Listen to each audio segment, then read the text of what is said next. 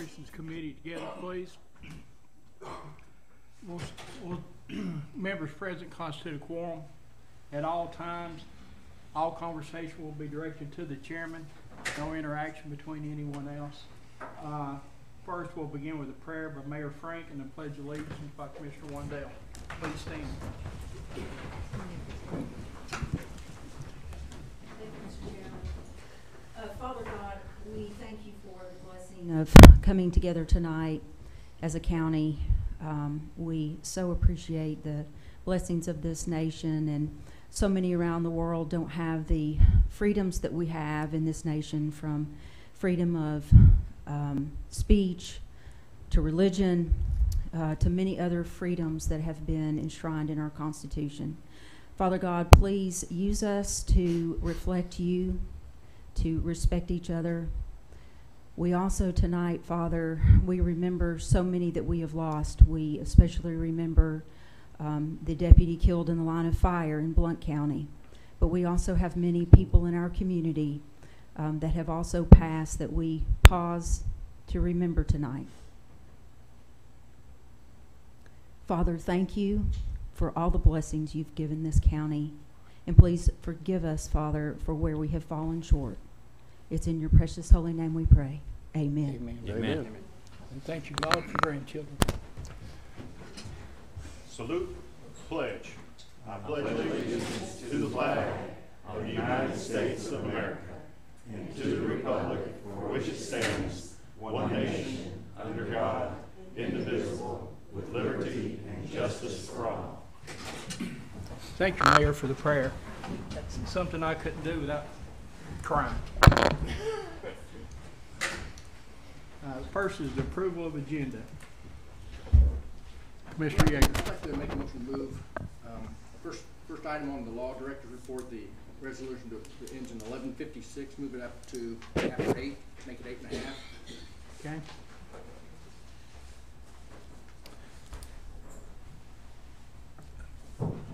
Mr. Chairman, items 5, 6, 7, and 8 under the Law Director's report, if we could table those till next month. I think there's some more information or some revisions we were waiting on. Okay. On those. All right. What about under unfinished business? Got an announcement? I do. Well, Oh, yeah. There. Yeah. Commissioner Palmer has wanted us to, let me find her email here. You might have the date. Remind everybody about the workshop that we're going to have on Wednesday, March 27th at the Anderson County Health Department from 8 to 4. Mm-hmm. That's just a follow-up to our one we had in, was that December or November? Okay. You want to consider that already announced then? Yeah, I think so. Okay. We don't need to make a motion about that. All right.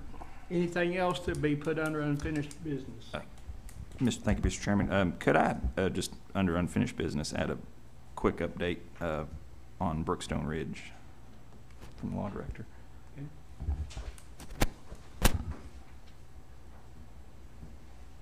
Any other changes? All in favor is amended? Aye. Any opposed? Motion passes. Next is the appearance of citizens. Does anyone out there that want to speak to members of this body for anything that's not on the agenda? Then we got a full house and nobody come forward. I'm glad y'all are here. Next is the Animal Shelter Board, motion by Commissioner Wandell, November's operations meeting. Commissioner Wandell. Thank you, Mr. Chairman. I recognize our next item has a oversight committee, but the motion from November 13th was to establish an animal shelter board for the animal shelter for Anderson County, and I guess I wanted to get feedback or information. Is the next item that you're trying to address the board, or is it just saying the recommendations and oversight committee? Yeah, I think that actually 6 falls into 5. So you want to go ahead and take resolution number 2024-01-1151 to create the Animal Shelter Oversight Committee. I mean, I've got a copy here, but I've read through it, but I guess for me, it doesn't do much different than where we're at already. Not, I guess I just want to understand. I mean, today on Facebook, I see things that say we can't take any more animals in. We can't go pick animals up. You know, I know there's a lot of stress on our system being so small or whatnot, but I guess I just need to understand what is it we need to do to put a piece of program in place to kind of oversee it. And you know, I know everything's under the mayor's control and in that regard, and I'm happy with that, but it doesn't seem to be working the way it is at this moment. And it's not the mayor's fault, but sometimes I think we all need support, and to grow something, you got to have more people to help support it. I don't have any problem with the mayor maintaining control, but I think we got to have some other players at the table, you know, some volunteers, veterans or veterinarians. I guess I just will wait to hear, but again, the motion from the Animal Advisory Committee that already exists 3 months ago now was to form a board. Our motion in this body in November was to form a board. That went through full commission with approval. And now I'm reading Animal Oversight Committee. So that's not a board in my opinion. And I'm happy to listen and be corrected or whatnot. I can respond. Derek, you want me to respond? Actually, it's a working document. I need some help, you know, on this. What do you want to see? I thought we would maybe send it back to the Animal Shelter Advisory Committee and get some ideas what they want to see. I have somebody else attend those meetings. Rachel attends those meetings. I really don't know what you want to see in there. What I did was put together a board that has some binding authority, which the current version does not.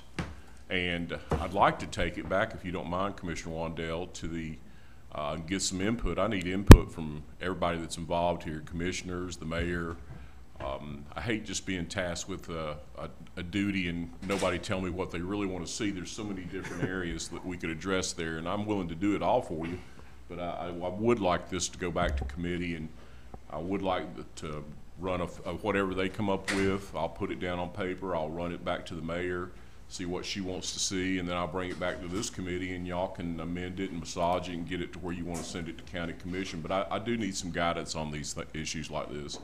But I'm willing to help you any way I possibly can. Mr. Wandell? Yeah. I've done a lot of study on this since last month, and you know, the three biggest areas that I see is being able to finance it, space, and the labor to carry it out. Because, you know, if you do the ratio, you know, just having the 12 that we've got, 12 holding cells is, okay, the ratio of all that gets turned in and all that, you know, that's where we really need a bigger facility. We need more people, we need more money to run it. And, you know, that's one of the tasks that we've got to, you know, put before us and get that done as well. But that's just my points of view. No, I completely agree. I guess I'm just, I mean, I feel like we've went through the process correctly. It came out of the committee. The current advisory, Animal Shelter Advisory Committee, which just advises to the mayor for the shelter, makes suggestions. She has 45 days to give feedback or not, really. And then we brought it to this body, operations, with the recommendation to form a board. And I respect what our law director, Jay Yeager's saying about he's put together this oversight committee. I suppose at the end of the day, it's going to come down to what the mayor wants, and I'd like for her to tell me what she wants, what she doesn't want. I don't want to get into arguments. I don't want to debate. I just want to try to figure out how we can get some resolution to moving forward, because we're getting ready to take some action, I guess, down here on an animal shelter warranty deed. And if I don't know how I'm going to operate it, and I don't know how we're going to fund it, and I don't know how we're going to maintain it, it's hard for me to continue to support that effort without the knowledge. And I feel like the board provides that. Also, the advisory committee gave probably 6 or 7 examples of boards across East Tennessee that shared their board's resolutions with us. So there's not a lot of research that needed to be done. It was provided. So That was to the board. it was boards across East Tennessee. Some are ran by nonprofits, some are ran by the county. I mean, there's a variety. We had 7 examples of what those look like, and we forwarded those along as well. Okay. I've got those, and they're not resolutions, they're synopsis, a paragraph of how it's operated, because at one time, we were talking about a not-for-profit, then that seemed to fade away, and I think somebody appeared before the committee and said they didn't advise a not-for-profit. So I've got those synopses. What I'm trying to do is to put a detailed resolution in place to answer all Commissioner Wandell's questions on how it's going to be operated, how it's going to be funded. Now, he is exactly correct on item 10.2, that's the animal shelter warranty deed, and that is the first step that we need to take and get approved so that USDA can process our loan. We've got commitments from them, and I don't know if you remember this. What we had before was a lease with the city of Clinton.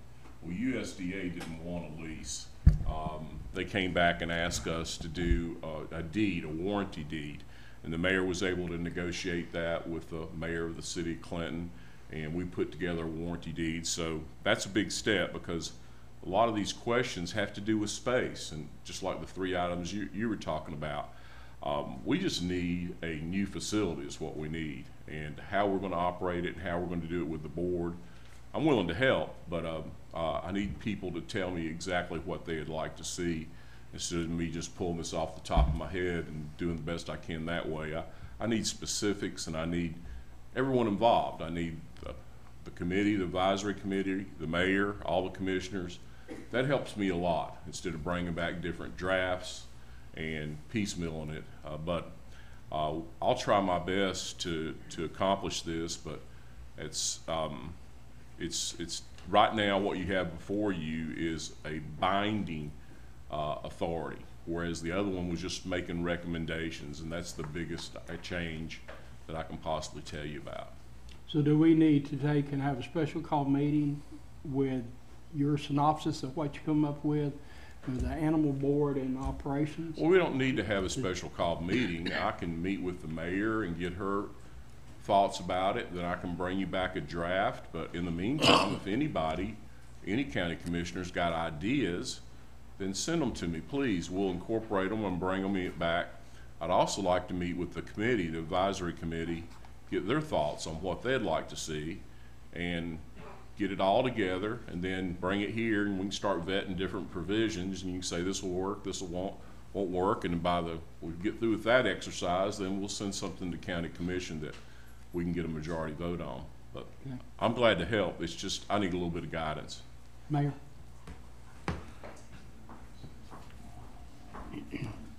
Thank you, Mr. Chairman, and I did get those, the synopsis that Jay got as well, and I've been reaching out for the governance documents from other counties, and Blount County is one, for instance, that I've got their several MOUs that they've done over the years, and part of it is outlining expectations between the government function and then you know, whatever the rescue group is or the outside agency that is wanting to make an impact. And so I think Blount County has done a great job, and that comes to commission, and it delineates the expectations from Anderson County government, or in this case it's Blount County, and what the responsibilities and expectations are of the foundation that's assisting, It allows the foundation to ensure that they could audit to see, you know, were the funds that they've appropriated or donated to the government for the operation are actually being used for that purpose, and they could see some of those numbers. But then likewise, there's also, you know, expectations on the county side, and those are approved by county commission. So I would like my own opportunity to work on perhaps a suggested agreement. I'm going to say that I know that the shelter does, you know, Commissioner Wandell brought this up, but I'm going to use Oak Ridge as an example, who has a larger facility. There was a post just yesterday, and it says a Good Samaritan picked up this pup in Oak Ridge. This individual is holding the dog until the shelter gets room to take it in. And, you know, this is what we're up against as an organization. We have the staff, myself, we believe we should be able to go out and help the citizens to get the dogs at large. But at the end of the day, if there are only 12 runs, and this is what's hard to explain, no one wants to tell someone on the other end of the phone, okay, if we take the dog, then one of the dogs in the shelter is going to be euthanized. And, you know, I look at some of the animals that we've had out there and had on repeat posts time and time again, like Lucy is an example that took forever to find a home. You know, those are the things that we're up against where space gives us some leeway. It gives us more time. It helps us get to that point in time. And a lot of this, you know, and if I can help this committee understand some of the waves in animal population that we're dealing with, if you just Google counties all over the state of Tennessee right now, they're overrun. Go online right now. I encourage you to look at Young Williams. One of the issues that you will see I mean, the sheer majority of animals on Young Williams are some type of pit bull mix. And those are big dogs. You know, they're a lot of dog. They required skill. This is, you know, we place the little ones, I mean, quickly. They're in demand. But that's a big dog food bill. And, you know, if you're a multiple pet owner, so some of these things are, if we can ever get to the point where we get more room, and you know, I really, your helping us get there is going to make a huge difference. So it's not, you know, our folks do outreach, you beg and plead, but every other county is also begging and pleading. Young Williams has dropped their adoption fees. You could go on there. I mean, they are a titan with millions of dollars. It's kind of, we're in a tough place right now. And that's where space comes in. It's not just about policies and procedures and personalities. It's just a reality we're up against. And so, you know, that answers that, but I would like to share with you some of the actual governance documents and maybe put my own ideas out there as well.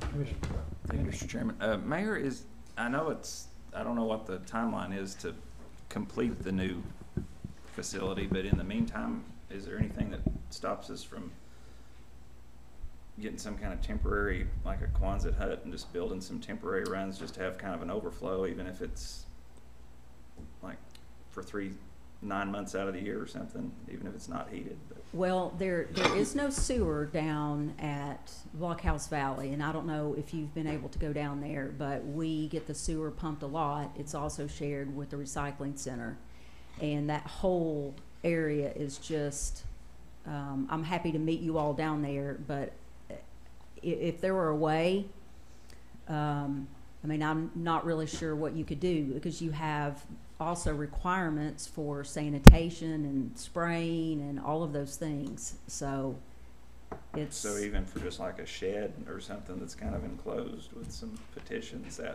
don't know what the code would be, but would it still have to be hooked into the sewer somehow for Well, I mean, you have to hose down the walls and, you know, you need a drainage system. I mean, you could do it. It's not an ideal situation in terms of disease management. So, I was just thinking if it's Yeah. gonna be 2 or 3 years before the new one's completed, if there's something we could do temporarily that we could even dismantle and move to the other site. And if we can Continue to get use to it. the point of build, it's actually this, I mean, this isn't some kind of fancy, it is center block, which you want center block for the longevity with all the moisture, urine, all of those things. So it's a center block build, metal roof. It's not, it can go up pretty quickly if we can ever get to that point, so. thank you. How many facilities are holding will we have in the new?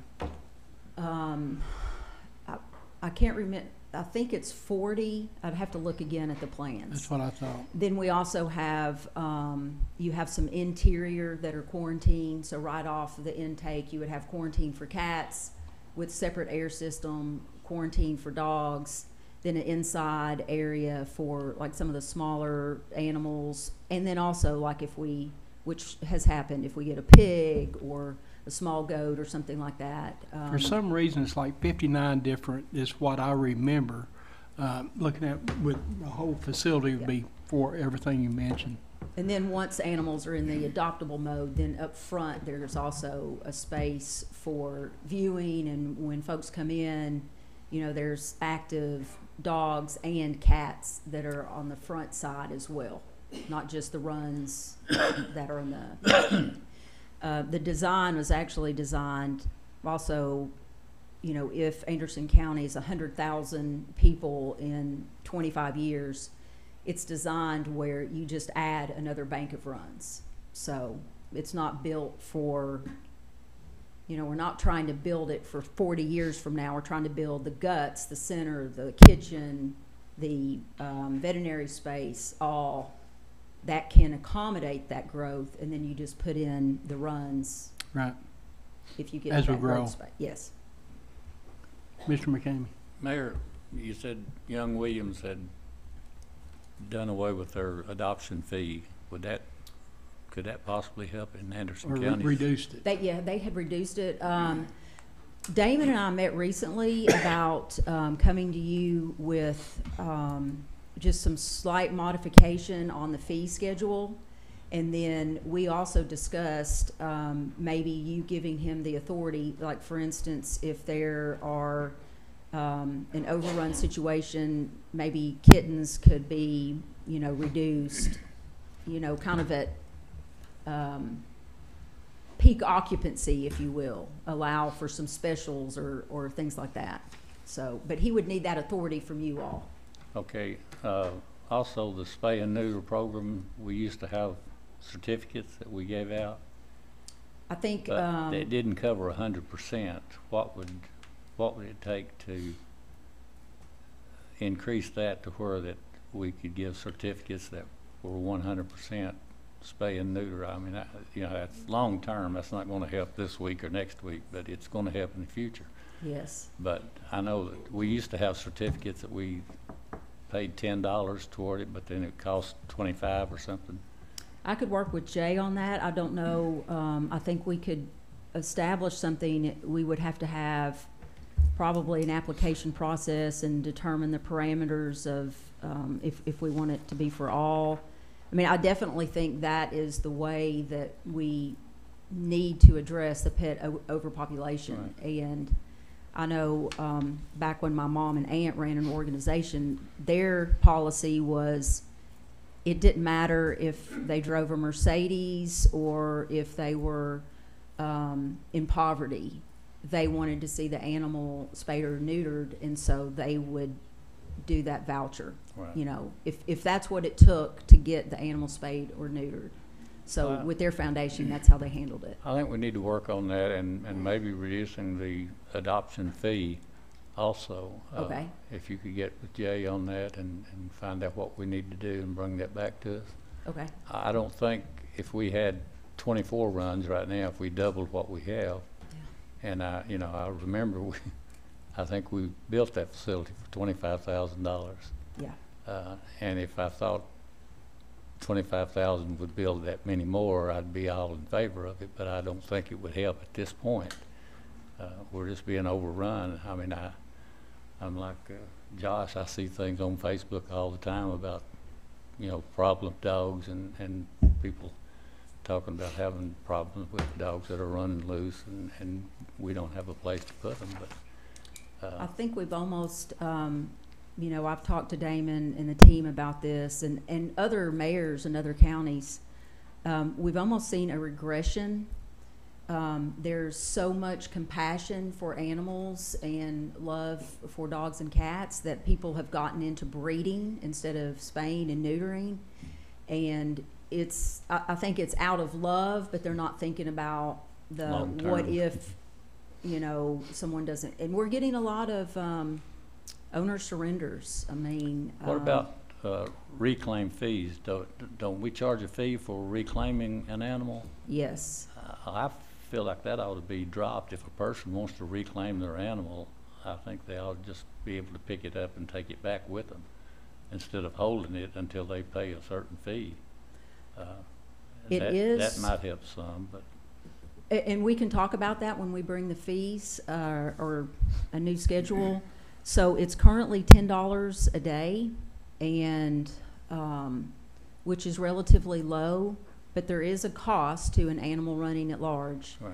And then there are repeat offenders, and so the fees are there that if you, I mean, we need to build pup a fence and prevent that, but I know sometimes that's not always easy. Right. It's easier said than done for the escape artists of the world. Yep. So, All right, well, that's just some things that Yeah, think we yeah, need- I'm we need very open to look that. at, so.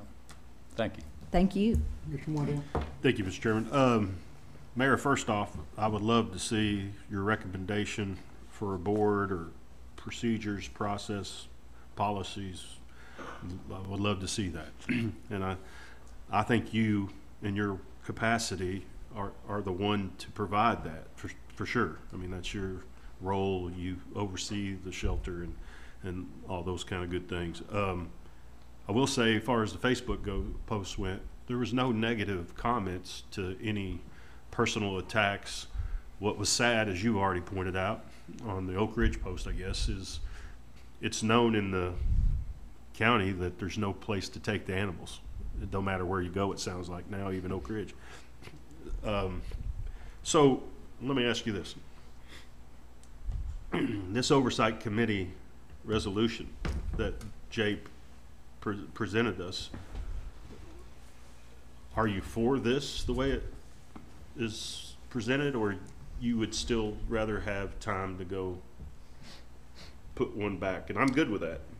Well, I don't, so I have not, I just got it when you all did, so Okay. I've not fine-tooth combed the whole resolution. But I noticed, I mean, even in one section, I mean, it's kind of setting things up for conflict, because you have a board that is, you're saying the mayor is over the personnel and the operations, but then you have a board that's going to make, recommend policy, and I think there's two shalls in there. And I'm not getting, I'm not saying anything. Jay said, that's what leadership is. You put something out there and then everybody starts picking it apart.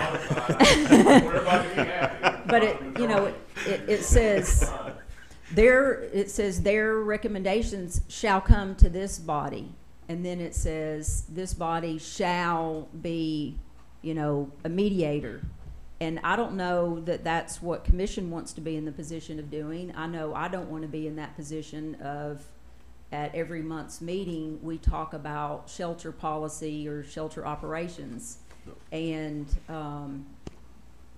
so I get it. No, I'm not debating you at all. And so you've answered my question, and before I make the motion, I'll just say one last thing. Hearing the comments, the discussions, the ideas, the suggestions, the problems, the issues, one thing that resonates with me is there's an absolute need to have some type of organizational structure, and you can oversee it. I mean, you should oversee it. But we need, these discussions we're having should be had at a board meeting or a committee for the animal shelter. I find ourselves, unfortunately, having these conversations, and then many times I come across too passionate, aggressive, and mean, and evil, and all those wonderful things. And I listened to your prayer today, and I told myself I'm not going to do that. I asked God to let me convey to you, in the nicest way I can, the need for us to have a group to help you, us, because you are us, we're together, to solve this issue. A lot of times it comes across as, we're blaming you, or we're blaming Damon or the people, and that's not the case, and I know it happens, but that's not the mission. So I'm going to make a motion, Mr. Chairman, to defer this for 30 days. Is that the right term there? I'll make sure I'm using the right one. Let's just defer it for 30 days, bring it back, and give the mayor, Mayor, is that enough time? Because I don't want you to. If it's not, I will let you know. Okay. I will aim And for that's 30 okay. days. If you don't have enough time, we'll just do it again. I mean, I want you to tell us what you'd like to see. That's what I'd like to have. Okay. So I'll make a motion. We defer this for 30 days, Mr. Chairman. I'll second. Motion second. All in favor? Aye. Any opposed? Motion passes. And on this section 4, the goals, objectives, and primary duties, I really like all that. Yeah, there's good. Jay's give us a good basis. Yeah. I was reading it more as the Mayor was talking, but she brings up some good points. I'm not an attorney, but I didn't see it as the advisory committee would. It almost still reads to me they're just going to make recommendations. You still would have that control the way I interpreted it. But you look it over and bring it back, Sure. and we'll go from there. And just a little FYI, just about, I guess, a week or a week and a half ago, some very generous person who is anonymous, we received a cashier's check for the animal shelter for $5,000. Awesome. They did not want to be identified. Awesome. And I mean, I got super teared up on that one, and the shelter staff really needed that kind of encouragement and boost. So I thought I'd let you all know, and whoever that very generous saint is out there, if they're watching, thank you. I don't know who it was. The cashier's check was out of Knoxville, so I don't know who it was, but it's awesome. Yep. Awesome. Thank you indeed. Next is number 7, resolution number 24-01-1150 to create the Veterans Service Office position of Director in the Veterans Services Advisory Committee. Mr. Wendell? Yeah, Mr. Chairman, thank you. Jay, you could help me with this one because, me and the mayor were talking briefly, and I'm not certain, and I know I made the motion to get this resolution, okay? But does the current resolution we operate under, does it cover everything we need to have covered? Probably not. But I really wish you would, this is just my advice, maybe hold off on this, passing it. Okay. And because what we've got right now is, everyone knows Leon is retiring, and Right. we're gonna miss him. But we've already got those steps embodied, and I think I sent it all to you in a resolution on how to replace him. It's in the bylaws also. I don't want to produce something, approve something now that's in conflict with that process. Okay. I think that process is sound. Mayor, have you had a chance to look at what that Leon put together? It's from the past time we hired him, and then later on, he put together, and it was approved by the Veteran Services Advisory Board. The one resolution was approved by County Commission. So I think we may be better off just holding off on the new resolution for the Veteran Affairs Board, which I'm fine doing it, but what we've got right now is sufficient to cover the replacement process for Leon. Okay. Mayor, Mr. Chairman, I don't know if Mary had anything she wanted to add, but I agree, and I just want everyone to know that myself and Commissioner Varian, we're on the Veterans Advisory Committee, and our whole intent is to get all the resumes we can, veterans and others, and just review them. But Mayor will have insight, and she needs to be a part of that process because she does, in some ways, oversee the Veterans Office in some ways under our current policy, right? Correct. Now, this new version, she would be in charge of the day-to-day supervision, and she would appoint that replacement. But as it stands right now, we've got a committee doing that, and I believe she's okay with that committee making recommendations to you. Okay. So I thought that was the law for the VSO. Yeah, TCA. Okay. we've got that embodied in the resolution, and it's I think we're covered right now for the replacement process. I appreciate your help, Jay. Yes, sir. Mr. Chairman, I'd like to defer that one. Mayor, what do you think? A couple months, you know, because it's going to take us a while to get somebody. At least till after. How about defer it to April? Or should we go longer, or is that too long? Okay. Yeah, I hate to interrupt, but I think he told me he would be willing to stay till March 22nd. Yeah. Does that sound right? That's right. And then he's not going to be in touch anymore. He won't be even close to the same area. May okay, Mayor? Yeah, okay. I'll make a motion to defer it to May. I'll second the motion. A motion is second. Before I call for a vote on that, Commissioner Wandell, would you care to speak about some of the accolades you was talking about earlier? Oh. And how many resumes you already have? Well, I only know this The information because of the resolution Jay put together. And again, for those that weren't there at the Veterans Breakfast, which is a breakfast that the mayor and her husband, Lee, have helped put together over the years. And it's a breakfast that's respected throughout the state. It's known in Anderson County. There's this Veterans Breakfast. And the mayor and she put this together with Leon, and it's been tremendous. So we were able to have a sneak attack, I guess you can say, with Leon with the resolution. Jay put it together very. So, I don't mean to correct you. Okay. But Rachel did wonders. She Okay. went and interviewed Leon, and she came back with a whole bunch of notes and started throwing stuff together, and I just got it on the tail end. But Rachel did a wonderful job. Well, Jay and his staff did a wonderful job.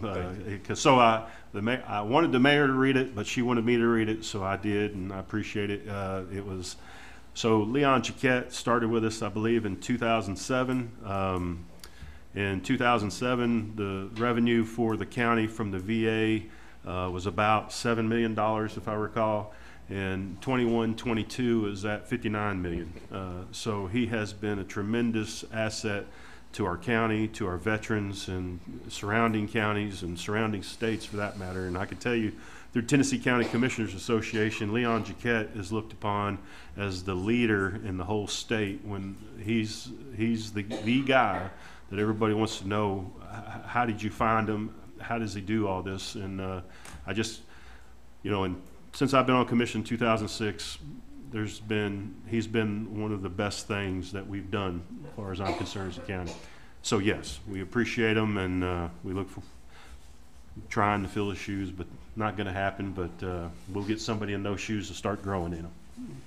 Looks like we need to thank served on the his committee, wife. too. She's the Yes, one she that did. his wife was the one that saw the original article for Anderson County needed a replacement and kind of steered him towards us. So we need to thank his wife a good bit. Mr. Chairman, what Commissioner McCamey was saying, he's been on the committee from day one, so I apologize, sir. Yeah. You're correct. You're on the committee to get him in office. So thank you. All right, well, thank you, Commissioner Wandell. All in favor? Aye. Any opposed? Motion passes.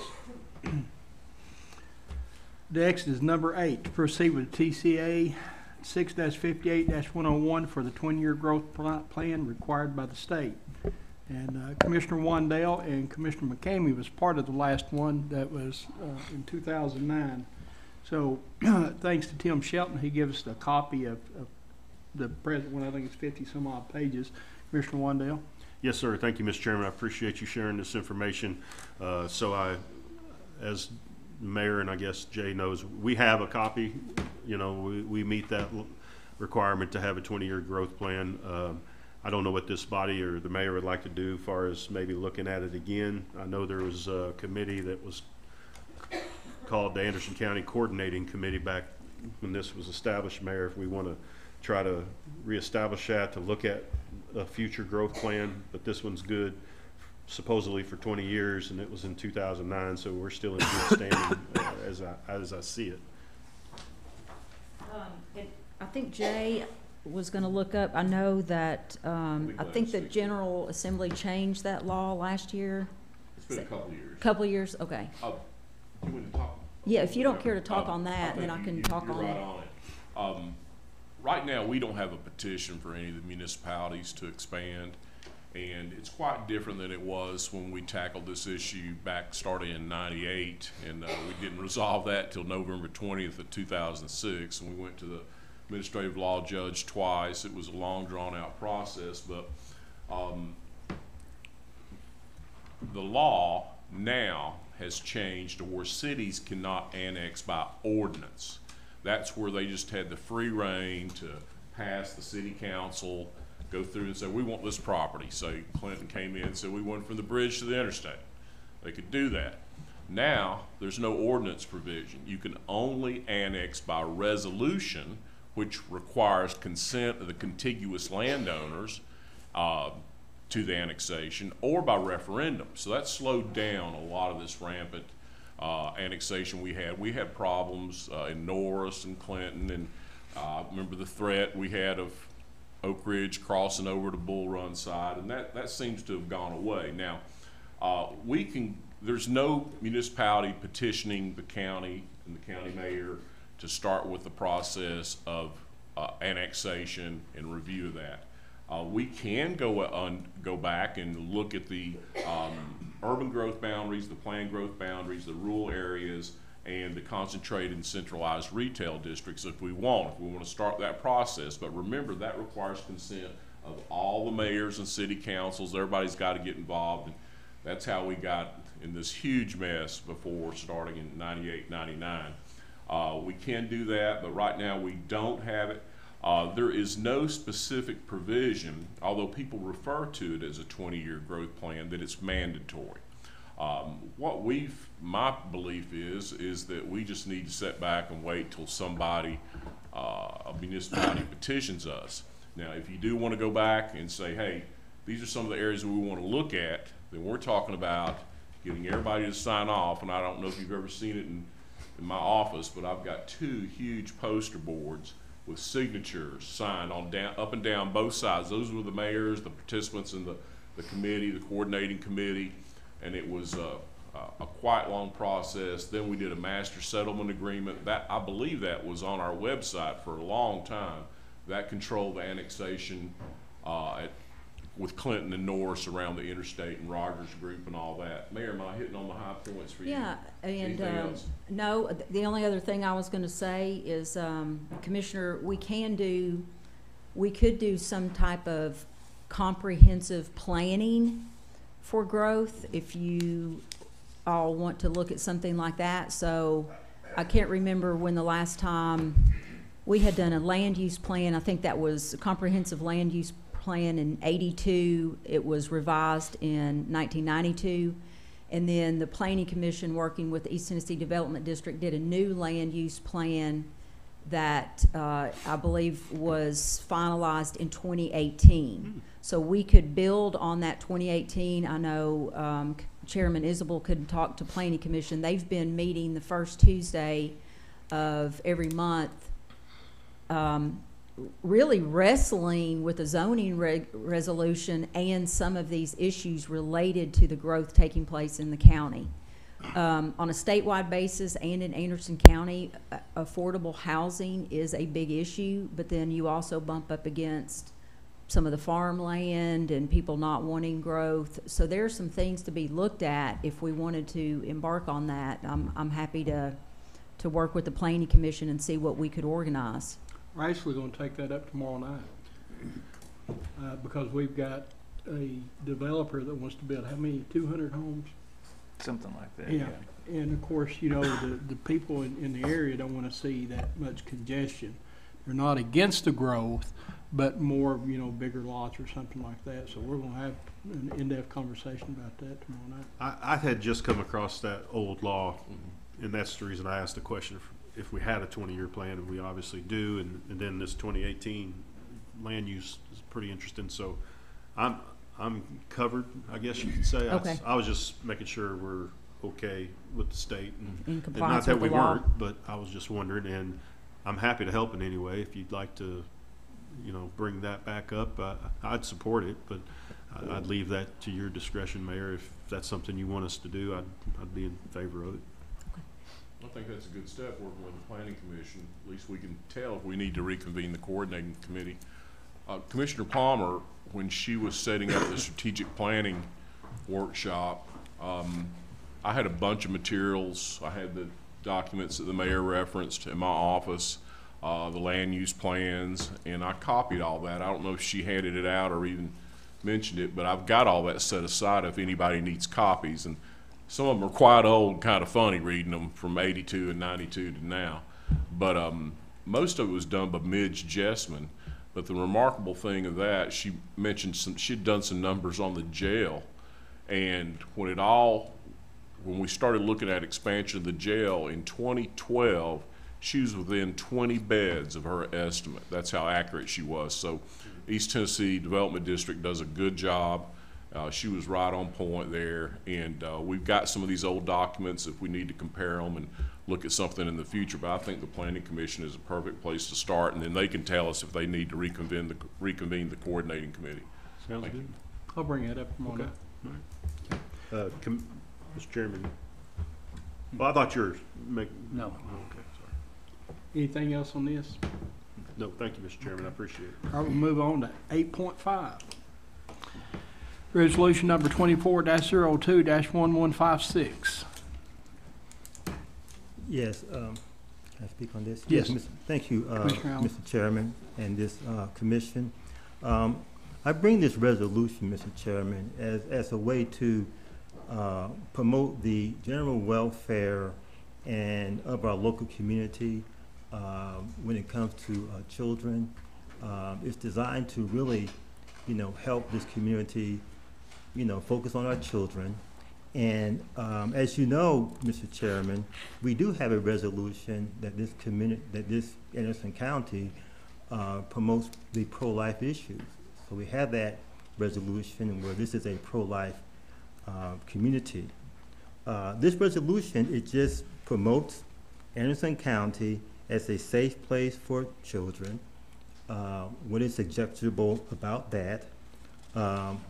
And in addition, I think when you read the resolution, the first two lines and the last lines says it quite well.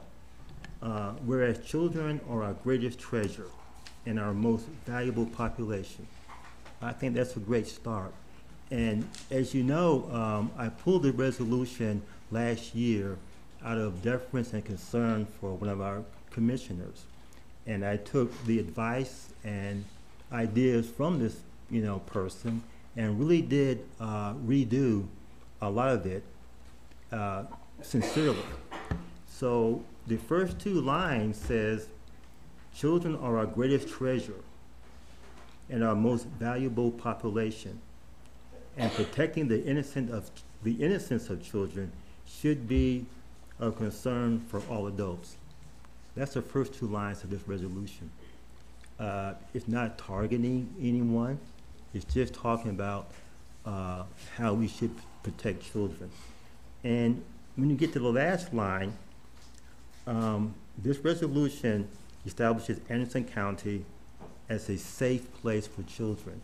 I think that our tourism board, they would love to promote that in their materials, that Anderson County is a safe place.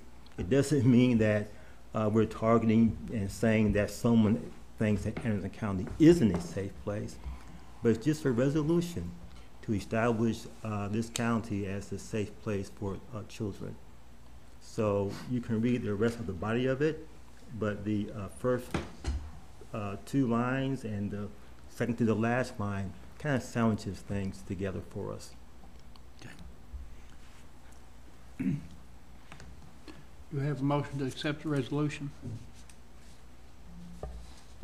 I will make that motion to accept the resolution. Okay. Do we have a second for discussion?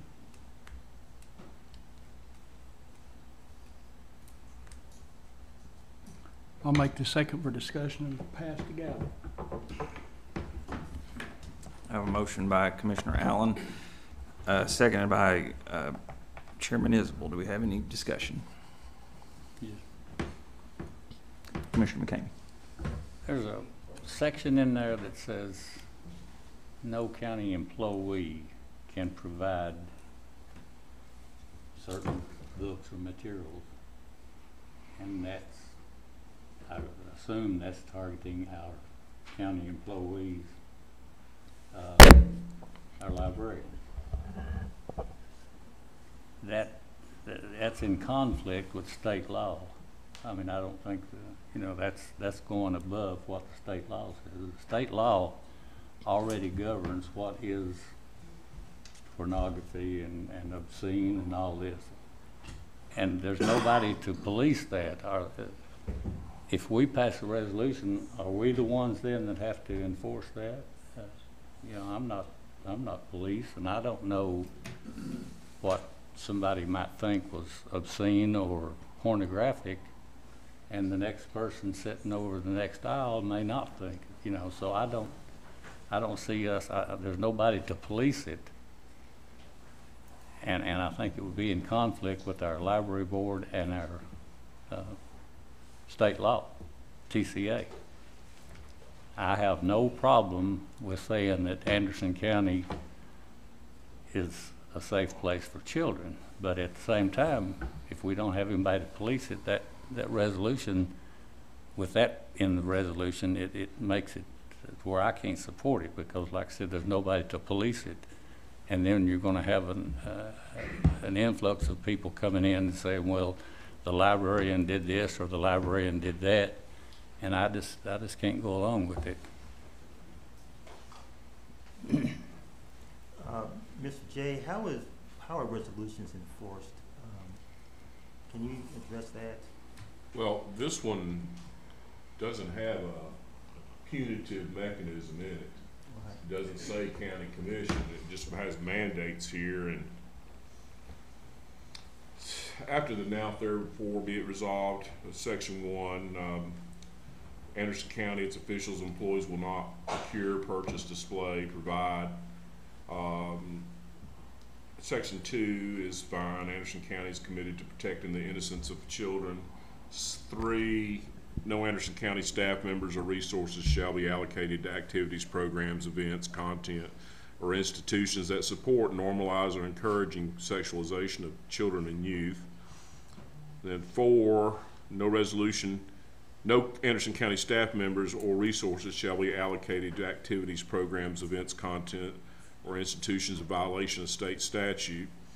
We don't have anything in here, and really the only There's nothing punitive, is that what you mean? right, and the only mechanism that we have under the Constitution is a $50 fine, unless there's rehabilitative purposes and you can extend the fine to a little bit more. But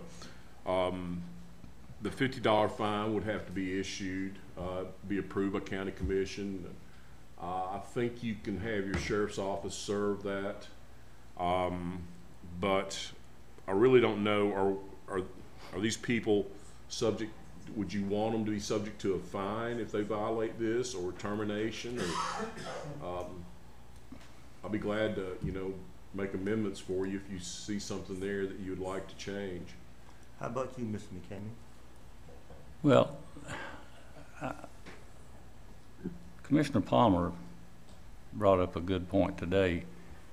When you have something that's governed by state law, then really a resolution is just redundant. It's just, you know, there's no reason to have a resolution if there's a state law that already, you know, points to what we need in here. I mean, like I said, the way the resolution is the way it reads, somebody would have to police it. Well, there's going to have to be a trial of the fact too. Right, and, you know, is this gonna cause our librarians to have to come in and be questioned about certain books that the sheriff and the DA have already said does not violate state law?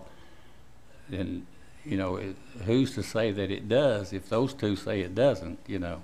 That's a good point. Right now, the way it is written, there's no punitive enforcement process in here. It's strictly setting policy with no punishment for violating that policy.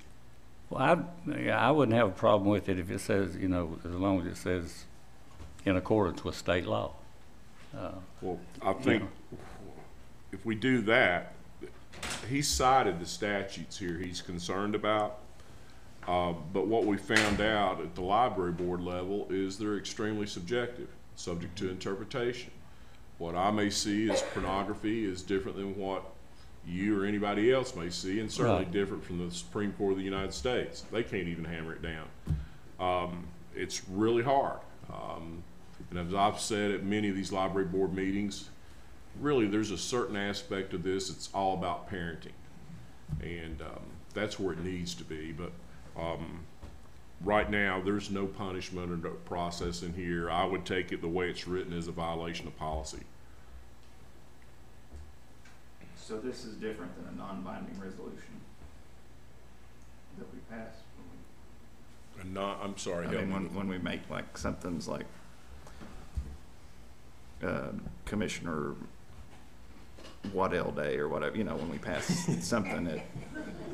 Oh, this is binding. So this is, okay, so it's not This like is- a symbolic resolution, I guess, is what I'm asking. It's No. different than that. No. Okay. It's binding. It says right here in 3 sections that no Anderson County staff members or resources.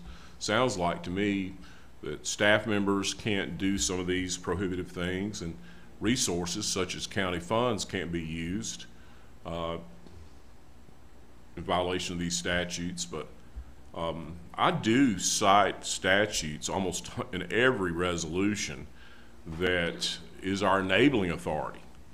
And I think that's only proper when I'm asked to do something. If there's enabling authority on it from the General Assembly, I'll cite that statute and put it in there verbatim.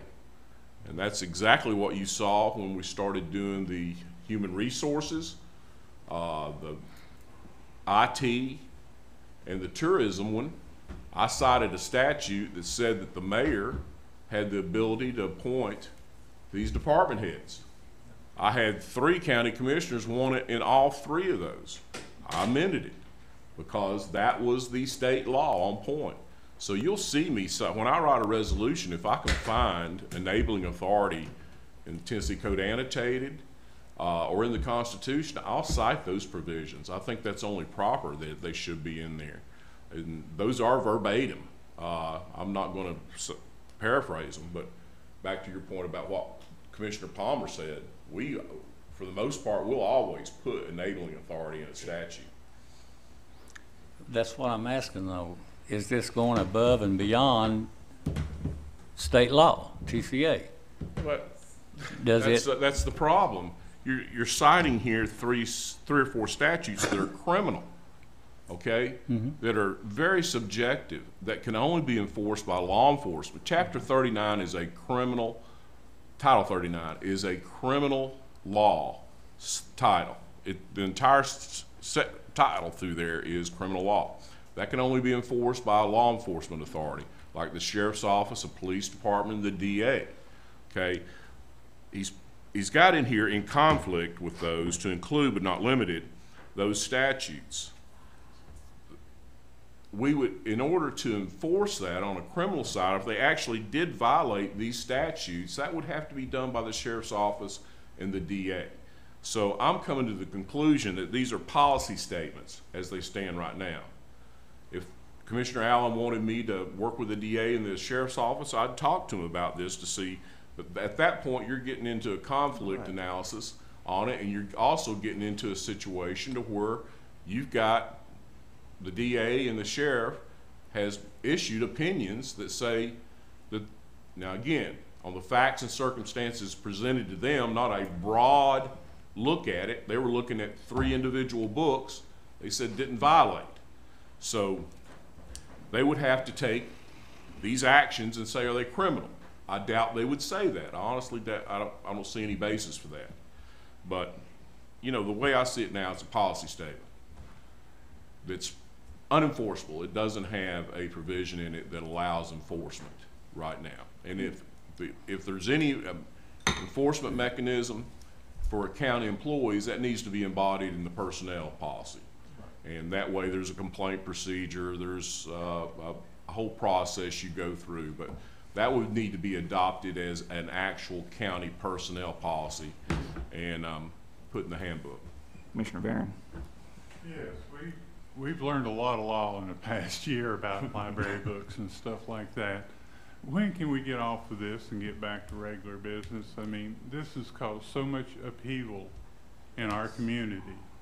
You know, we have people that are afraid now in the libraries because we had hearings, we've moved books, we've bent over backwards trying to accommodate these people.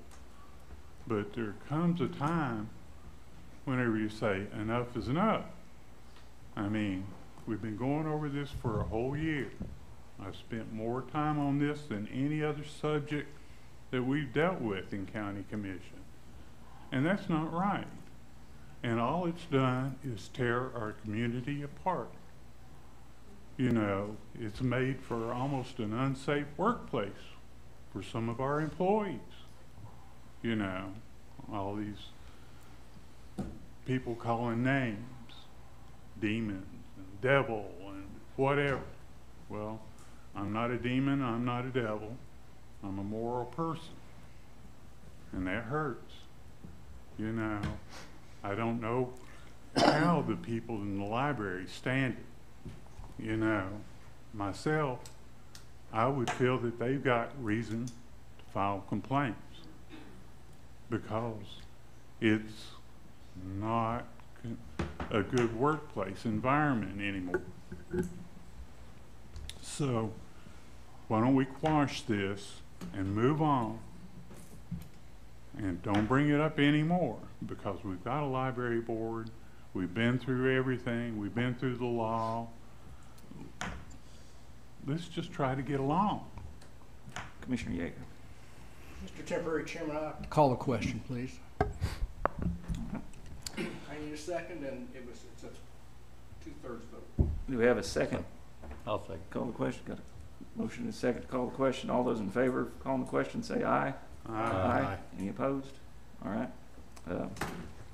We've got them. Just one statement, Mr. Chairman, is that maybe I see the point that Commissioner Allen is trying to get to about this being a safe haven for children, and instead of resolution, it could be a proclamation and leave the legalities out of it. Maybe going forward, because I don't see that this would pass tonight, but that's just a suggestion. Yeah, this isn't, I keep hearing. We have to vote on it. Oh, I'm sorry. Yeah, I know. Okay, we've got a motion by Commissioner Allen, seconded by Commissioner Isabel. All those in favor, raise your hand. It's going to be a split vote. Call the question. We've already called the question. We Okay. voted on that, yeah. So this is for the resolution. All those in favor, raise your hand. Aye. Got 2 yes. All those opposed? 2, 3, 5 opposed. Okay, motion fails.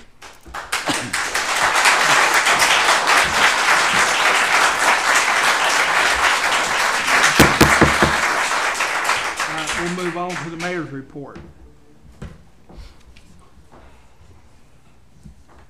Payment in lieu. Yes, Mr. Chairman, the next item on the agenda is, or my action report, I'm sorry. Hold on just a second. Sure. We'll let everybody clear out. Okay.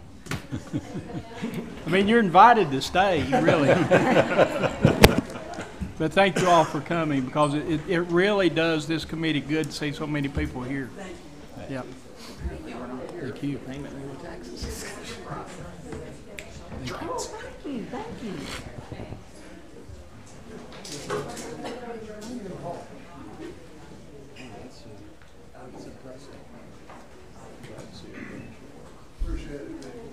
Thank you for coming. Thank you.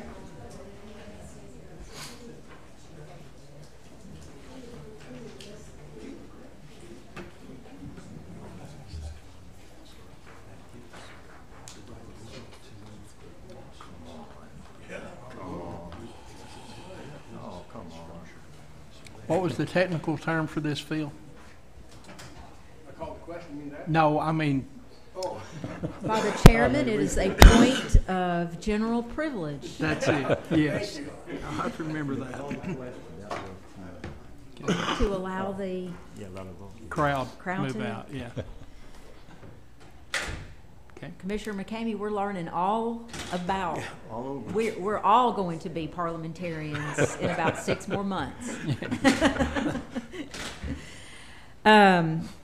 Okay, this is the annual requesting a motion to authorize the county mayor to submit the annual payment in lieu of taxes request for 2023 and execute the 2023 agreement. Attached is a copy of the letter that will be submitted, and you will notice attached to that letter is the calculation provided by the property assessor's office, and then also the prior agreement from 2022 that will be updated to reflect 2023 dates. So I also handed out to you, I know Commissioner Wandell has asked for this in the past, I distributed the 25-year, what we have received each year for DOE payment in lieu of tax. I make a motion to authorize the mayor to submit the annual payment in lieu of taxes, but add about $2 million to it. Second. I was talking with Commissioner Varon before the meeting started and explaining the process. And this number is based on actual land values, and then there are limitations. So as much as I would love to add $2 million to that, Commissioner McCamey, we are, now it doesn't mean we can't ask them some other way, but for Right. the payment in lieu of tax, this is our limitation. Anybody second it? No, not yet. I'll second. Okay, we got a motion to say. Commissioner Yeager, or, second, that's all right. oh, okay.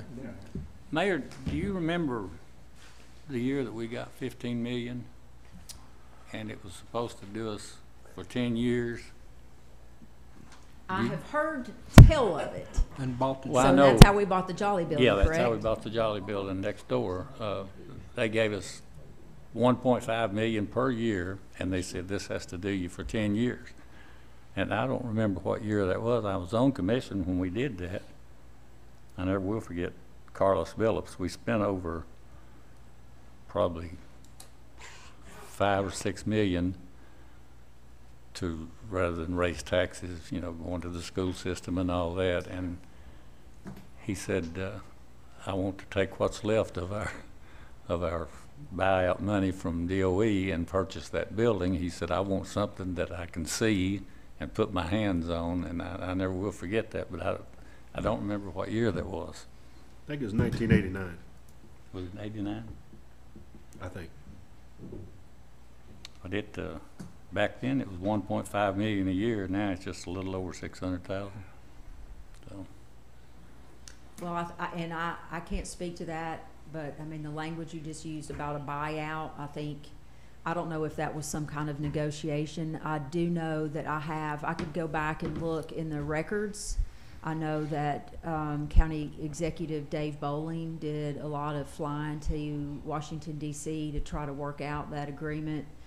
I know when I became mayor, shortly thereafter, the mayor of Oak Ridge, the city manager, myself, Roane County executive, also along with the property assessors, we met to discuss all of this in the process. And we, DOE brought in, you know, all of their, here's what we're limited to. And in fact, they even say it's limited to their own funding from the federal appropriations. So you'll recall one year, we received, I think we were $32,000 short of what we requested. And that was a year with a lot of budget issues related to DOE. And I know I kept reaching out, so did Roane County's executive, and DOE the next budget year were able to make that up. So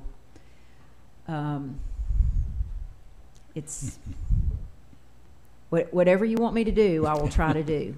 No, my motion is to send it in just as it is, 640,000. It's Valentine's Day. I could add a little love note that Commissioner McCamey is hoping for $2 million with a second by Commissioner Wandell. I've got a real love note we can put with it. Is it okay, Mr. Chairman? Mayor, I certainly understand, to the best of my knowledge, the DOE payment in lieu of tax and how the 11,464.16 acres are calculated at the 1955 Atomic Act, Energy Act, and it's calculated at an agricultural rate. We've talked about it, and yes, Mr. Bowling did go and negotiate, and I think it was the fellow from South Carolina, Senator Strom Thurmond, that he met with, I think. I can't remember, but he was kind enough to work with us, and we got that one-time deal. I think it was $13.5 million. It may have been 15. You were on then, I don't know. But what I would like to respectfully ask, I'll support this, and sure, I want more money. I think we should ask for more money. I sat in on those East Energy Community Alliance meetings, and I do know that the DOE properties or government entities that press the issue seem to get the funding. I'm not saying we should press the issue, but that's what I've seen over the last 8-10 years. But that requires spending money, getting attorneys and all, and that's no fun. But so I'll put my little love note in now, and my good friend Josh kind of whispered in my ear, and I thought it was a good idea. With this, I would like, maybe, Mayor, if you could ask DOE and their subcontractors like UCOR and the others if they could participate with this new school in Claxton. The STEM, it's going to cost us a good penny, and I think that's something that will benefit them in the future, to have ready people for the next generations to come. And they've expressed interest in the past. So I would like to add that, and I don't know if you could, but if you consider it, I'd appreciate it. Absolutely. If it's okay, I would probably do that under separate cover, Sure. because this just goes to the real estate division. I mean, Yep. it's got Makes sense. you know, the official title, but that's how that is working its way through the channel. But I can definitely raise that as an issue. Thank you. Mr. Chairman. Sure. Talk on this issue, and I don't mean to take up anybody's time, but Tracy's got a wonderful idea there, and I can tell you back in 04-05, we sent several members of the county commission, chairman, the mayor, Dave Clark, the county attorney, all flew up to Washington to meet with them about this payment in lieu of tax, and of course they didn't get anywhere. But the one issue that kept popping back up from everybody they spoke to, senators and state reps, so I did the agenda itinerary that day, and they were all going different ways, different House buildings, different Senate buildings, but everybody said special projects. If you've got any special projects, and the one thing that was actually mentioned was schools, let us know. So I think Tracy's onto something with the Claxton school. That might be something, that's their words, and just to remind them that they told us that special projects they would consider outside that payment in lieu of taxes. Thank you, sir. Thank you. Good idea. Thank you, Josh. Happy Valentine's. Any other discussion? Excuse me. All in favor? Aye. Any opposed? Motion passes unanimous. All right, the next is I'm requesting a motion to authorize the county mayor to submit a letter of support for TVA's construction permit application for the Clinch River nuclear site in Oak Ridge. And as I put in the agenda there, while this particular site is not in Anderson County, the support would indicate our willingness, and this is what and I'm happy to present a draft. If you authorize this, I can have that by a commission meeting. but the support would indicate our willingness to participate in any off-site emergency planning, preparedness exercises, and jurisdictional coordination for the site. Motion to And- approve, Mr. Chairman, to allow the mayor to, to submit a letter of support for the TVA construction permit application for the Clinch River Nuclear Site in Oak Ridge. We got a second by Commissioner Anderson. Any discussion? The one thing that we have taken up in Planning Commission, and I've been reading about this TVA facility, that it could become a battery storage facility. But in our Planning Commission, we're coming up with some real strict rules about that. But it's gotta be so far away from the school, and we'll have some more discussion about that. But that's one of the things that I really wouldn't be in favor of if there's a battery storage Oh, facility are you there. talking about Bull Run site? Bull Run. Oh, Bull Run, yeah. Bull This Run. is for Roane County's Clinch River, Right, so, okay. yeah. I'll come back to that. We'll just. All right. All in favor? Aye. Any opposed? Motion passes unanimous.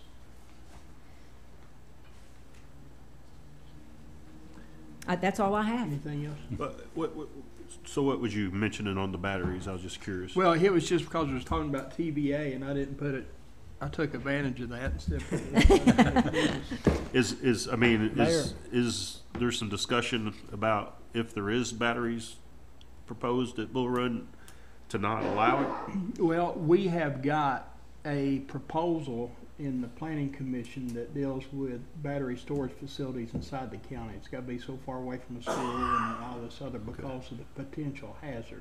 But that's the primary thing, is a school? Yeah. Okay, School and water. okay. Because if you got the battery acid or something, you know, that leaks out, the chemicals in the battery, it's going to be a lot worse than coal ash. Just curious. Thank you. Okay. Mayor, Go ahead. TVA pays in lieu of taxes also. Yes, sir.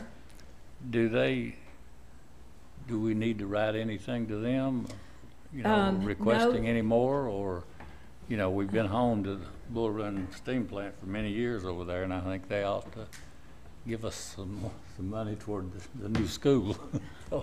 And I have asked that. I think Commissioner Wandell's asked that as well. We've talked about that in terms of the STEM program. On a smaller basis, I know that they're partnering with the Cal Ripken Foundation, and they gave Boys and Girls Club a bunch of STEM equipment for Lake City Middle School recently, and it's 3D printer and all kinds of robotic stuff. I mean, absolutely amazing stuff. But I know you're talking about a larger investment, and we can keep pushing for that. I can ask again.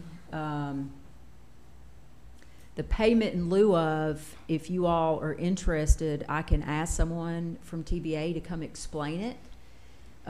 Every state in the Tennessee Valley has a different mechanism for how they distribute the PILT. In the state of Tennessee, it's based on power generation. And then I cannot remember, so TVA generates revenues, and then the state of Tennessee takes a chunk of funds out of the whole revenue pot, and I can't remember the number. I mean, it's in the millions. Then of what is left, the state then divides that, where they keep, my recollection is half, but I could be wrong, so I need to get you the information. But I think they keep half, and then the rest is split between all the counties in Tennessee. Then there is another PILT payment that we receive from TVA that's based on land. And much like DOE, it's based on the value of the land at the time of their acquisition. So for instance, when you all, I think you all were working with TVA when they were looking at continuing Bull Run, and they bought that additional property in Claxton.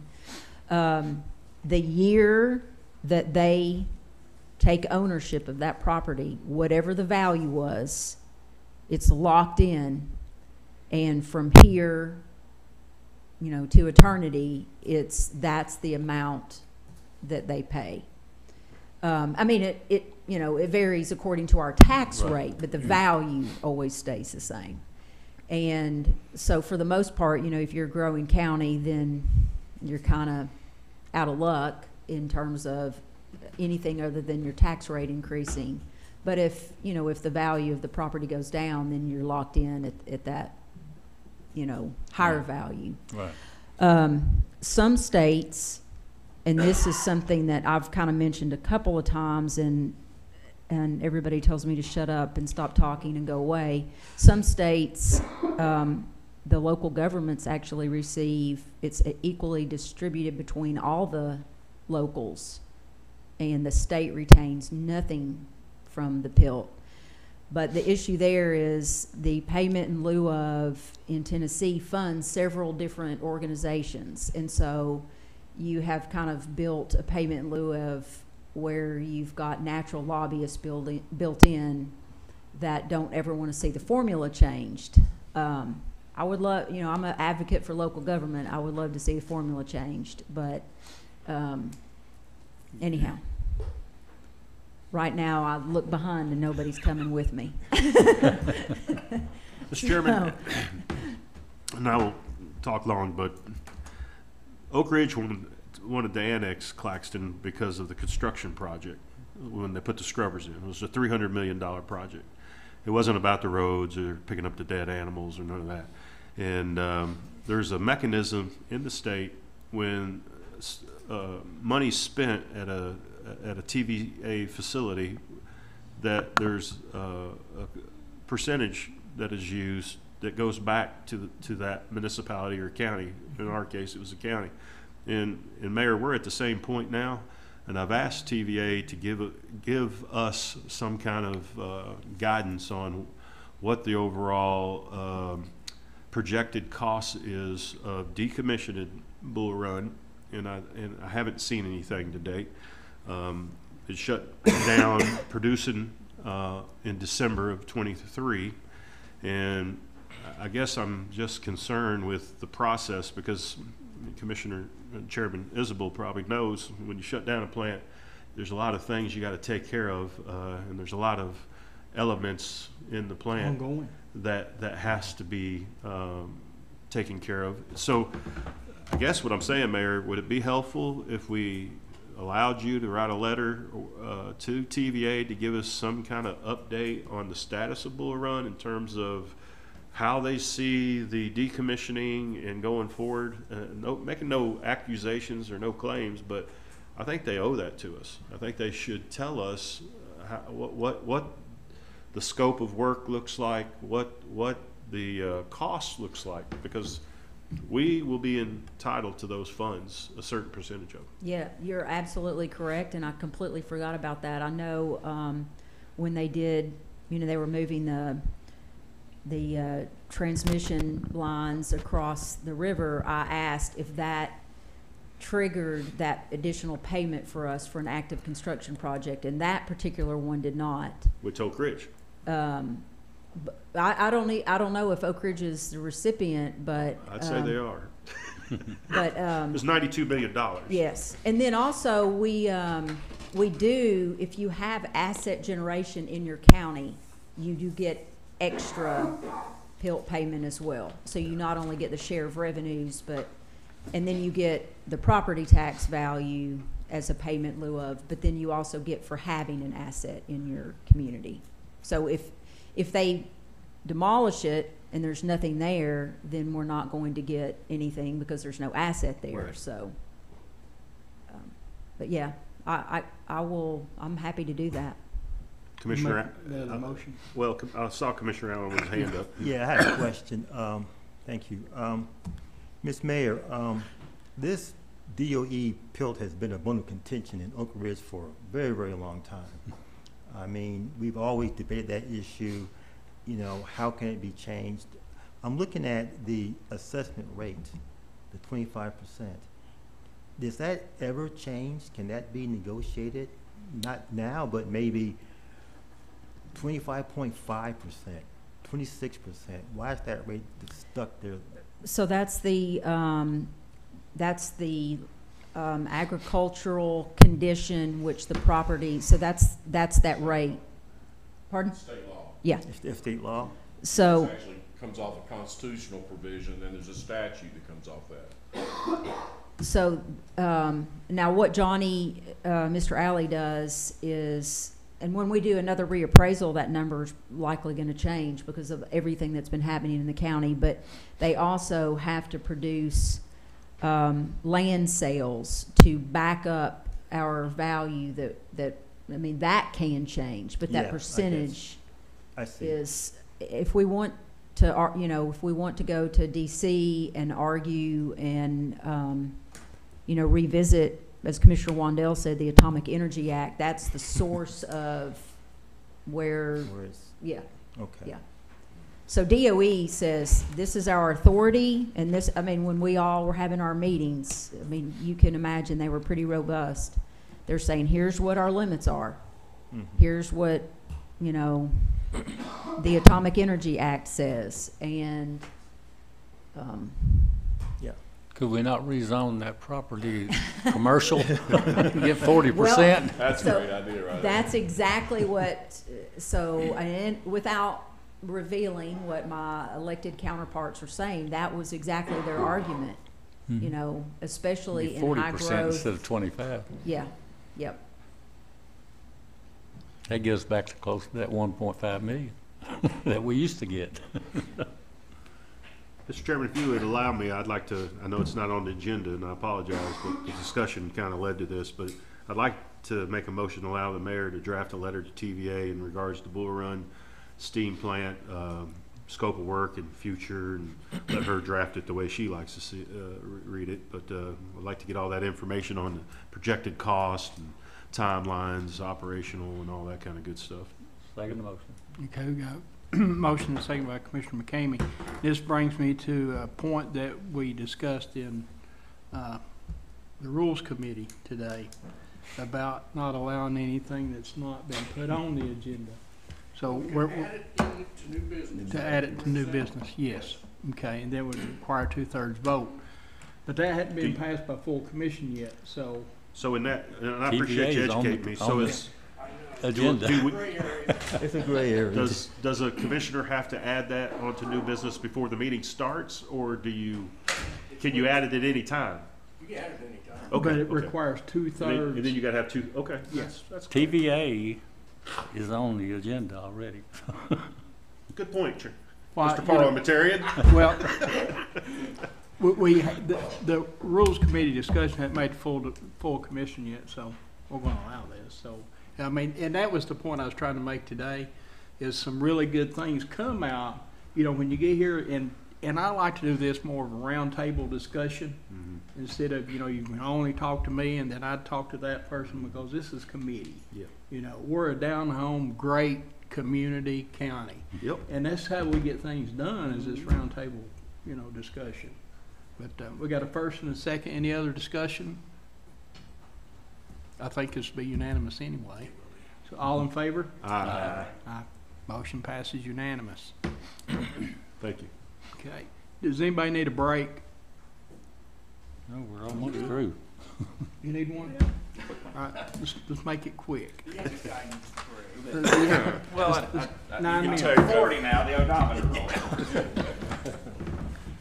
Tim, you want this back?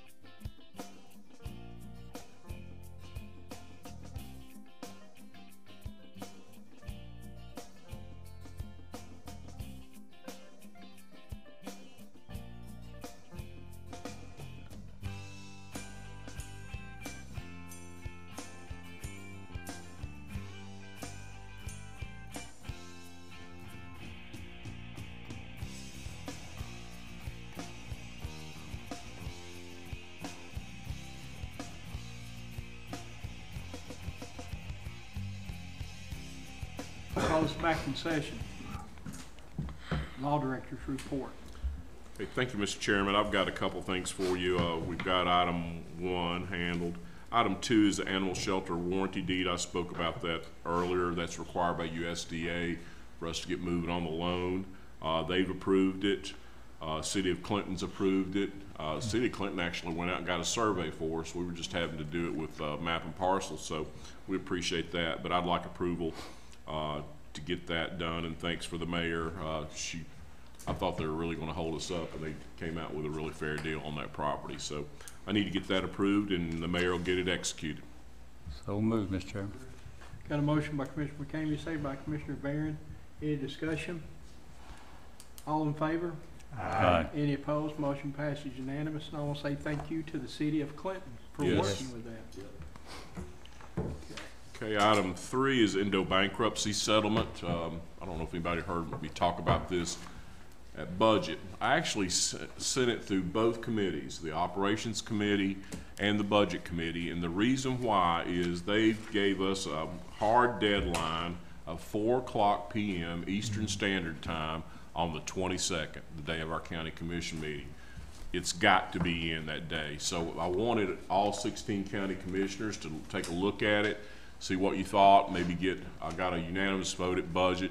I'm not asking for that, you vote your conscience, but let me give you a little bit about where we're at with this. As you know, Indo is a pharmaceutical manufacturer. They're part of the opioid case that the Tennessee Attorney General has brought. And also they're part of our lawsuit with 35 other counties and municipalities brought by the DAs, the one we just settled, Food City. They filed bankruptcy. They've put it out here on a settlement for us to approve. This will not affect any of the other bankruptcies. This will not affect the AG's case. It will not affect the local attorney general's decisions or case. It affects only this. What it does affect in this is it gives releases to their upper management, board of directors, their families, and we're stuck with just the assets of the company. But honestly, piercing the corporate veil and trying to get to individual assets is going to be extremely difficult. Not only are you going to have a hard time getting through the corporate veil, but you're going to have a hard time locating assets, and you're going to be up against a statute of limitations issue probably too by the time this all comes out. They've asked us to approve the plan. The plan has been run through what's called the OCC. The OCC recommends adopting this plan. The OCC is people that are disinterested, non-paid. I read a couple of the people or entities that are on it, Blue Cross Blue Shield. They're not getting any money. They're not involved in this case. They just looked at the terms of this and decided that it was a good deal for the local governments to go ahead and settle the bankruptcy while the assets are there. Basically what you're doing is you're locking in to not one of these long drawn out settlements, which this one does have a long provision in it, but you, at this time, if you approve the settlement, we're not going to be at the very end looking for assets. This is all approved by the bankruptcy judge, all approved by their trustee. They've approved it. Now, one thing I said at the budget committee meeting was wrong, and I'm sorry about that. Thanks to Rachel, she actually dove in the 150-page settlement agreement and pulled this out for me, and thank the Lord she did. I basically told you had the choice, so we had the choice of taking the effective date settlement, those numbers are in here, a little bit less, or taking the 2-year. That doesn't apply to our class of claim. We are a local government class. That only applied to people that could prove individual physical injury. So we're in a much lower tier. If you look at, which one was it? We're down the list a little bit. We're not at the bottom, nowhere near. Let me see if I can pull that up. But looking at it, I don't think there's any risk for us going ahead and approving it. The only issue is it's on a 10-year payback, and I told you it was going to be effective date or 2 years. It's going to be on a 10-year for local governments, and we're gonna have, on the other side, we're gonna have to sign a release on all their board of directors, employees, higher ups in the company, but the company is still there. The assets are there. They've been approved in the plan, and so we're getting in on the front end if you do decide. If you do not decide to adopt it, if you want to go forward, that's a lot of litigation, a lot of different things in the future, and who knows where we'll be if we finally settle it years down the road. There's a good chance that the assets may not be there. So anyway, it's up to you. My personal recommendation on this is to go ahead and accept the plan. I'm with the OCC. I've studied it, and I felt like it's the safest course of action that will require no more effort on our part in the future, no more attorney's fees or anything like that. Any questions on the endo? I have a question. Yeah, Mr. J, what is the 10-year plan payment? That, we don't know the numbers You don't know yet. that Those are not, when we get those back, I'll let you know immediately. I recall the 2-year plan, but the 10-year one, I wasn't able to find that. We don't have that number yet. Yeah. Nobody has that number yet. But it's going to depend on totally how many people opt in and approve it at this point, which becomes a priority, how many people decide not to, and risk going out further with possibly not capturing any assets. The 2-year plan was 700,000? No, I think it was 87 million, but that's all divided between all the entities that are involved. It is, we're in 6B class, which is local government opioid claims, and it goes on down to 12. That was, what was that number? Where are you in that document? Excuse me, sir? Where are you in the document? Do we have that? Yeah, you've got it. You've got it in this document here. Yeah, where are you? Page 2, Okay. inside cover. That's right. And then I'm referencing We don't have a motion. the other book here on page 4. Hey, Jay, let's get a motion first. Okay. Make a motion to approve, Mr. Chairman. We got a motion and a second. And before we go on about that, on page 13, this is where I went through this and found a very interesting note. It says, if you vote to accept a plan, you will be deemed to consent to grant the releases and automatically release such claims in the event the plan is confirmed, goes effective, and automatically receive an additional payment of 4 times the compensation to which you're entitled under relevant TDPs. We encourage you to vote to accept the plan and grants releases. And I've got all kinds of sub-notes. I think it's a good idea. That's from the OCC, the disinterested group that evaluated the plan for all the claimants here. Yeah. Go ahead, continue, Commissioner Allen, I'm sorry. Yeah, I was just wanting to have that number, but it's not available yet. Commissioner Allen, as Yeah. soon as I know that number, I'll get it to you. I know that the numbers on page 4, and this evidently applies to the, all we know is the effective date settlement and the 2-year draw out was for people, claimants that had physical injuries. So that number was 119.7, and then effective date was 89.7. Right. Those are $1 million. But signing these releases, the carrot and the stick is real simple. If you want to take it 4 times to release these parties, I think it's a better idea than trying to go after individual assets, which is extremely hard. Any other questions on this issue? All in favor? Mr. Chairman, Aye. Go, I'm sorry. I like- Mayor, do you have any thoughts on this? Are you good with it? No, Jay did a great job. Okay. All right.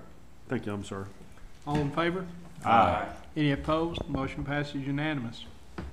Thank you, Mr. Chairman. The only other item I have is the issue that was deferred from last month. This is the Anderson County High School deed. They're going back with their school board attorney and looking at all the various parcels that make up Clinton High School and Anderson County High. A couple months ago, you approved the warranty deeds, transferring them from the county to the Board of Education for a couple of parcels. I believe it's 3. out on the Clinton High School campus. They found another one that's in the county's name at Anderson County High School, and we need to send that over to the school board. If you remember anything about that, we had to exercise the eminent domain on the old Weaver farm there. So evidently some of that property came out to be in Anderson County's name and not the Board of Education. So this is the parcel, you got it in your agenda packet, that needs to be transferred to the school system. That way they'll have all the parcels that make up Clinton High School, Anderson County High School under one name, the Board of Education. They can merge those lots at that time. They've already scheduled, they might have even run the ones through the Clinton Planning Commission already. I know Elizabeth was working on that last month, but they're gonna merge those into one mapping parcel is what they're gonna try to do. Make motion to approve, Mr. Chairman. Second. Got a motion and a second. Any discussion? All in favor? Aye. Motion passes unanimous. Thank you so much, Mr. Chairman. The other ones I'm gonna work on with the mayor, and that's all I have for you tonight. Thank you. Jay, I just want to tell you, as I was walking out of the courthouse today, I went to visit Annette and was behind Rachel, and obviously it was, you know, some people from Anderson County should have been in court with. And just overhearing the conversation, she treated those people with utmost respect, and you would have thought that she was their attorney when she was in there taking care of And county business. You know what that was? She'd filed contempt on these people. Yeah. Which is normally a pretty rough, I picked that rough up. I didn't hearing, wanna and say she that. makes friends with them and helps them, and she's just got a wonderful personality, and she's one of those people that, you know, you can't get mad at her. Yeah. And even in court, but she's special. She really Well, I is. sensed the situation, and then it was just like they were best friends. She got 2 contempt orders from the judge on those same people you're Yeah. talking about. So, Yeah, we're blessed. that was We're blessed. amazing. The next thing was internet access in Dutch Valley area. Mr. Tewksbury was talking about that right there in that one little area where he lives. There's a part of Dutch Valley that don't have any internet. And Comcast wants just, you know, big money, and we've talked about this before, just to run it so many feet. What's the possibility of getting a more, I guess, cost-effective internet right there in that one little area in Dutch Valley? It's still in District 4, right before you go into District 5. Are you talking about a different provider or? Comcast. Comcast. Yeah. So just an extension of Extension. Comcast? Mhm. That's more, you know, affordable. They So, come down out of Lake City, Okay. Rocky Rocky Top, and up Dutch Valley, but there's that one section there that they just won't extend it any further either way, and it's, you know, they've got it here and they've got it here. It's can- like an eighth of a mile, isn't it? I mean, Yeah. it's How just many a little short customers distance. are in there, because that's what it's driven off of, and that are interested in Comcast? Yeah, Comcast is on both sides. I know, but how many customers in the area that would need the connection? Do you know that? I don't know that right off, but it's, Okay, they've got a law. they've Well, got to see, they're follow building that. new homes right there in that area Well, that'll too. solve the issue right there if they Yeah. can hold on. They'll have to lay those lines at that point. How far of a distance is it from the Stewkesbury property to where it terminates now? It's less than an eighth of a mile.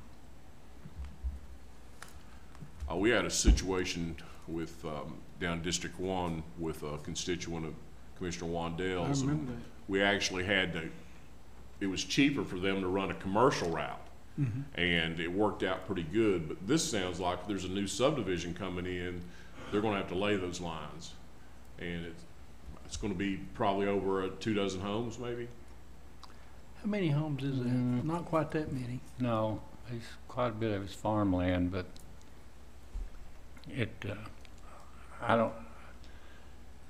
they charge $10,000 a mile, but it's, you know, this is not even a mile. And, Right. I mean, let me take that back. They want 10 homes per mile, Mhm. and I'm not sure, there's at least 10 homes that would be affected by it, and it's not even a New quarter of a homes mile. That are not built or that are built now? No, they're already presently. built. Well, we may need to get, so I'll call the Comcast representative. Mayor, I'm sorry to interrupt, you got something to say about Oh, this? well, I was just gonna say, back in the beginning of January, January 5th, I met with the Comcast folks and did mention areas of the county. They do have service. They did mention they had service in Dutch Valley because initially Highland was looking at that, and then Highland said we can't go in there. Because to me it would seem natural. Highland is right there. They're running that loop. But they asked for a list of roads, and I'm just behind in getting that to them. So if you can get me the name of the roads. So far I think they were looking at Smith Road, Fox Lane, Dutch Valley Road. What are the other roads that Fox would be Lane is over? close to that, isn't it? Huh? Isn't Fox Lane close to where he lives at? No, Fox Lane's down toward Dog. Oh, that's right. Yeah, it is. Yeah. If you Or- can get me a list of roads, and any other commissioner, if you've Just got Dutch other. Valley Road, it's the main. It is Dutch Valley Road. Yeah, it's the main road.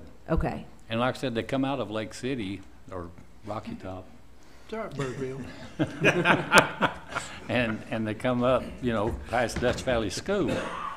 But that one section there there's nobody, and they won't run it from either direction, you know. Okay. Back years ago, when it was Lake City, it was Tennessee Kentucky Cable that built Lake City or built Okay. that area. And when Comcast bought them, you know, it ended there. And Comcast said, you know, it's not in our area. And Tennessee Kentucky said it's not in our franchise area either. But now we don't do franchises. They get them through the state. So there's no reason they can't go ahead and hook that up. And I don't know why they wouldn't, because I think there's enough homes and people would take, you know, their internet Yeah. for sure. Well, Yeah. what I had mentioned to them is I knew there was more broadband funding available, and if they're anticipating wrapping up the one project, you know, Highland, I can't recall what their end date was. Comcast said they were looking at being wrapped up by the end of this year. And I said, are there other areas where, you know, we could partner on a grant? It might not necessarily mean a financial contribution, but just letters of support Right. or something like that. And so the three that they sent so far were Dutch Valley Road, Smith Lane, Fox Lane. Yeah. If there are others, just let Well, me know. I'll if send that Dutch along. Valley's on the list, it's only that 8th mile that don't have coverage, so that must be it. Okay. I have a road. Yes. Burley Nelson. Burley Nelson. Burley Nelson. Yeah. Burley Nelson is still not covered? No.